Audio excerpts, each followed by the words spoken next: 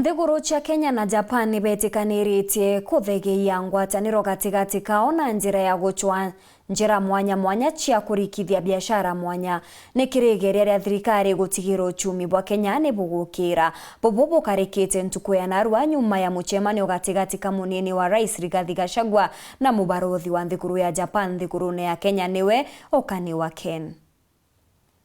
Good morning, how are you? Hi, I really want to say I am very delighted that you are here. I want to assure you of our government's commitment to strengthen our relations and between the two countries and the respective people of Japan and Kenya. We request that you continue supporting us in the port of Mombasa. You continue supporting us in the development of geothermal power. We ask you to continue supporting us in Kemri in terms of research to come up with the drugs that can help our people here in this country.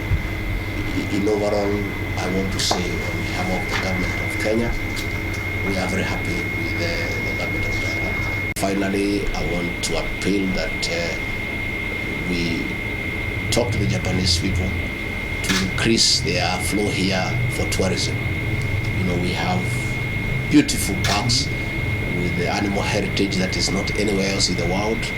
We have very beautiful beaches down on the coast, and we like more Japanese tourists to come to Kenya and enjoy our hospitality, enjoy our cultural heritage, come and see our wildlife, and also interact with the people of Kenya. And so this year marks the 60th year of our bilateral relations, and I think we always had very friendly relations in the good times and also during the difficult times. And I think the friendship between our two peoples remains very warm, and it's very dynamic. Kenya is the largest recipient of our bilateral assistance to the whole of Sub-Saharan Africa, and this is a reflection of how much we attach importance to Kenya.